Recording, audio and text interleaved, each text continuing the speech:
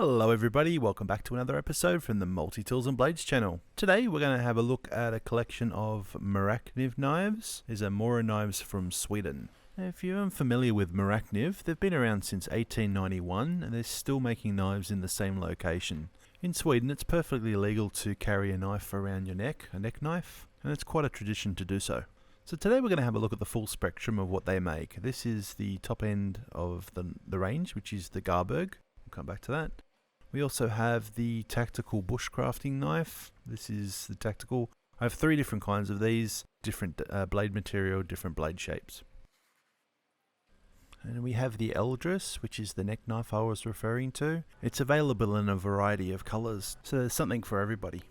And then we have the traditional classic, similar to a Finnish puukko. This is the knife that has quite a bit of history with Sweden and Morakniv. You probably find that almost every household in Sweden has got one of these knives. So one of the most interesting thing about these knives is the price. They sell for around about $10 US. Not very expensive at all. They're available with either a carbon blade or a laminated blade. This one's the laminated blade made by Scanvic. That's not rust that's on the blade, that's just a little bit of the oil that I use that has gone a little bit gummy and flakes of leather from inside of the sheath. Because of the low cost of this knife, you could use it for pretty much anything you wanted in the kitchen, in the garage, out in the field, and just when it gets blunt and damaged or rusted, you just dispose of it or recycle it and grab a new one. I'm not sure what kind of steel Scanvic used for this knife, but you can see the laminations clearly through the spine. The handles are made from birch wood. It's a simple design, but it's really quite comfortable in the hand. Whether you're using a hammer grip or even choking up on the blade there like that, it's quite comfortable. Yeah, good little knife there for $10 US. Quite like it. Next we have the Eldrs. So this is the neck knife. There are two small holes in the base of the plastic sheath so you can thread through a lanyard. I've really abused this knife and it's held up very well. Blade steel's made from 12C27, a steel from Scanvic. It's an entry-level steel, which is equivalent of about 440C.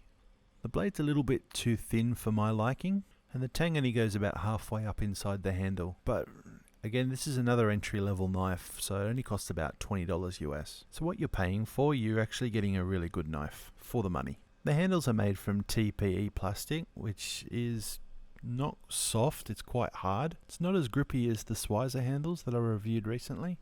They're definitely heavy duty and they will withstand quite a bit of abuse.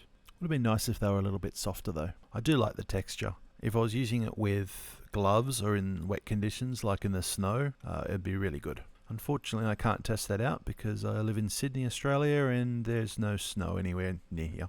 This is definitely a good little knife for the glove box, so check it out if you can. Next on our list we have the tactical, also known as the bushcraft. The only difference between the two is the type of sheath that comes in. This tactical comes with a molle sheath and is it available in a straight blade, half serrated or full serrated blade in the option of carbon steel or stainless steel. So you can probably see why I have three different kinds in my collection. The handles on these are made from TPE material just like the Eldrs.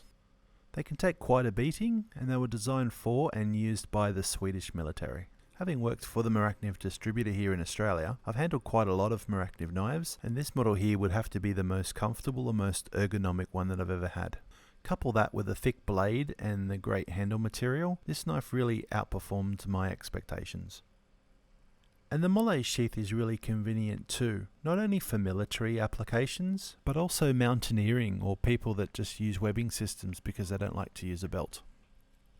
If I had to just pick one Morakniv to keep and get rid of all the rest, I'd probably pick this tactical knife.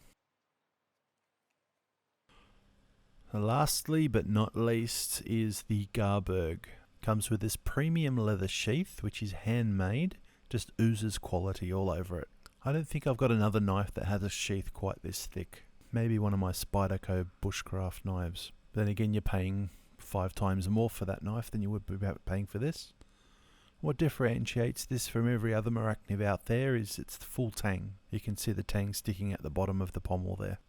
The blade is really thick, 3.5mm, and it's made from 14C28N steel by Scanvic. It's certainly not a premium powder metallurgy steel, but it is a really good quality steel for the price. This whole knife is about $75 US. The handle material is made from Delrin plastic, so it's a little bit harder than the Eldrs, even though you can see that the shape and the design is very similar. The blade has a full Scandi grind, so there's no micro bevel. You can just feel from the heaviness of that full tang going all the way through the handle that this is a really good quality knife. Why this is not my favourite knife is down to the ergonomics. It fits my hand perfectly, but just the shape of the handle compared to say something like the tactical knife and the hardness of that Delrin material doesn't sort of sit well with me. If we compare it next to an Eldrs, you can see that it's just a larger version of the Eldrs. Longer, thicker, wider, heavier in all directions. What you can't see though is that the tang on the Eldrs is halfway, so it goes to about there, and on the Garberg it goes all the way through and extends out to the bottom of that all the way, even with around the lanyard hole. And you can really feel that extra weight for that full tang going through the handle. It's really quite a heavy knife. There are quite a few options out there with a bushcrafting knife. I mean, even Victorinox has got one or two. Spyderco have got a few as well. They're all quite good, but they're all quite expensive. If you compare the price of these, you'll find they're pretty good value. Well, that about wraps it up. So thank you for watching all the way to the end. Hope you've enjoyed the video. Hit that like and subscribe button for me, and I'll catch you next time.